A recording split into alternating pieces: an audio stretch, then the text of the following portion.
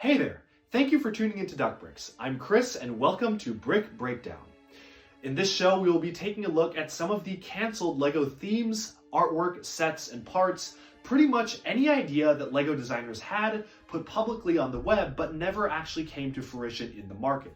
Alright, so for today's topic of Brick Breakdown, we have the LEGO Alien Conquest theme. These sets released in 2011 for just one wave.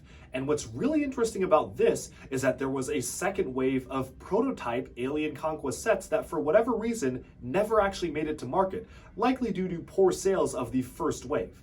We'll be looking at those as well as some of the fascinating original concepts of the Alien Conquest theme, including stuff that features a completely different color scheme and vehicles that never saw the light of day. And so without further ado, let's dive into the Alien Conquest theme prototypes. We'll take a look at some of these very interesting prototypes from this theme.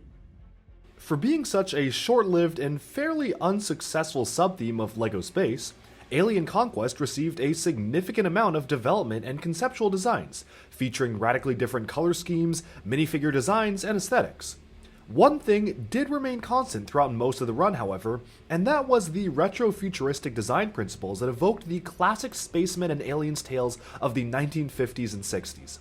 Unfortunately, in the final product, a lot of this classic and retro styling was removed from the human faction in favor of a more generic sci-fi militaristic aesthetic, and the retro influences can really only be seen in the final designs for the aliens, who use traditional UFOs, tripod walkers, and exaggerated features.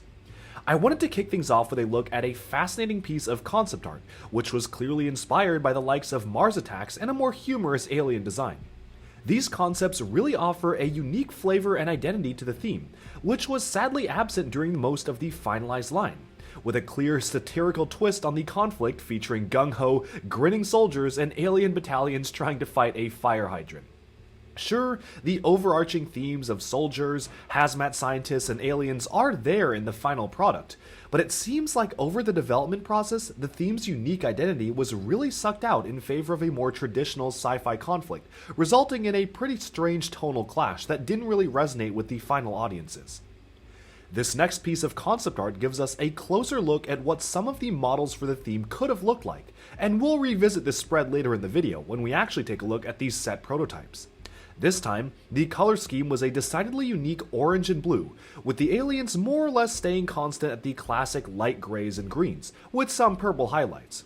What's really interesting is that many of these prototypes actually made appearances as physical models, which we'll take a look at later in this video, while others, like the large alien mech and some of these smaller human cars, don't actually have physical models to compare against. That being said, many of the builds, like the jet copters and smaller buggies, actually closely resemble many of the existing sets we eventually got, albeit in radically different color schemes. This concept image is also a pretty radical departure from the tongue-in-cheek, retro-futuristic concept from before, featuring a tonal shift to a much more standard military versus aliens concept that we eventually got in the sets. Moving on to our final concept spread, it's interesting to see a more defined color scheme, featuring blue and white as the primary colors, with of course the aliens yet again staying basically the same. One kinda cute and funny aspect of this concept that I actually wish we saw more of in the sets are some panicked agents rushing out of a military car, with another big emphasis on the classic hazmat suited minifigures as they drag aliens away for study. Despite featuring the more updated blue color scheme, what's interesting about this particular image is that none of the designs are one-to-one translations of existing sets, or even models that can be realistically built out of LEGO, suggesting that this was also an incredibly early concept diagram that was made far before any set prototypes or even minifigures were fully designed. But moving on from the art itself, we actually have a couple of interesting set prototypes for the Alien Conquest theme. The first model here is clearly an early version of the jet copter encounter set, featuring a very similar build but with a few key differences, most notably with more realistic weaponry and a logo that harkens back to classic space in a much more direct manner than the finalized logo. Even the minifigure inside has a unique design, sporting a transparent yellow visor that may actually be the Ice Planet / Power Miners visor, which would have been fantastic for, say, Blacktron mocks and custom figures, as well as a more silver metallic design for the figure itself.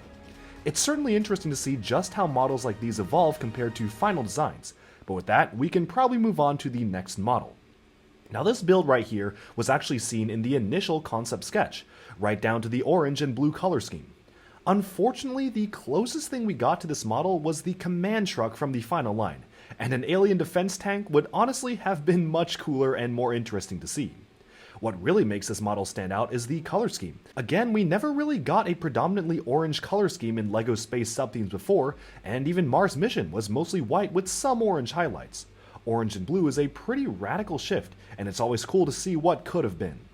To me, this model seems like it could have fit in really well with, say, Dino Attack, which focused on a much more militaristic look and feel, and it's a shame we never got it as a finalized set despite its prominence in many of the early conceptual designs. But what's even more interesting is that Alien Conquest actually was supposed to get a second wave. According to the concept artist who worked with Mark Stafford, the second wave of Alien Conquest was cancelled because 2012, the year it was supposed to be launched, was already too crammed with new lines and products. From the launch of LEGO Friends to the massive blockbuster popularity of Ninjago and much more, there simply wasn't room in LEGO's portfolio for a second wave of a theme that didn't perform too well. What's even more interesting, however, is that box art and finalized images of the second wave can actually be seen in an official LEGO photo of the designer's room, showcasing 2 unreleased sets that never saw the light of day, or at least 1.5.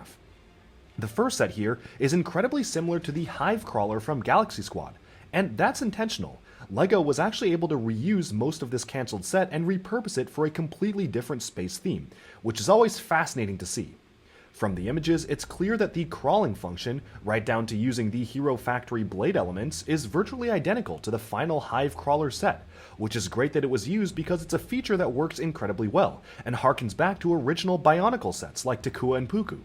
Of course, the final Hive Crawler Galaxy Squad set was pretty drastically scaled up from this model, so at least we got to see this in some way, shape, or form. And as for the second set, unfortunately, we can only see half the box, and it does seem like this was some sort of a 2-pack spaceship chase set, similar to the Space Police 3 Hyperspeed Pursuit. On the human side, we can see some sort of helicopter-like vehicle, which is a fairly unorthodox design featuring dual rotor blades on the back of the jet.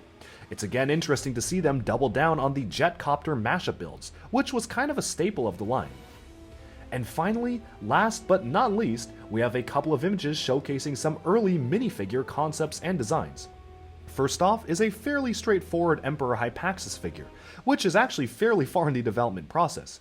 You can see the fully sculpted head and painted Atlantis tentacles, as well as a preliminary version of the decal on his chest. What's a little more interesting, however, is this final image, a showcase of some of the many different alien variations that LEGO played around with until settling on the final designs. They all look suitably retro and sci-fi inspired, plus the clay-molded crawling alien is actually pretty close to the final designs we eventually got. I also find it interesting how the design for the minifigure torsos, particularly in the Custom 2 on the right, evolved significantly over time, featuring a much greater emphasis on purple and a completely different look for the armor and breathing apparatus. Ultimately, I think the mix between standard minifig heads, a brain mold, and the mask-like face protrusion was a great choice for these figures, but it's always cool to see what could have been. And with that, we've wrapped up our look at some of the many Alien Conquest prototypes. I hope you enjoyed this walkthrough of what could have been, and definitely continue to stay tuned to see coverage of other LEGO themes and sets. Alright, and with that, we've summed up this episode of Brick Breakdown on the Alien Conquest theme. Let me know down in the comments below, are there some prototypes you wish saw the light of day, and which ones did you like or dislike? Again, thank you all so much for tuning into Duck Bricks, and definitely stay tuned for more Brick Breakdown episodes, where we take a look at some of the ancient LEGO prototypes and long-forgotten models. Also stay tuned for even more LEGO news, reviews, discussion, and analyses coming your way very soon. And thank you so much, and bye-bye for now.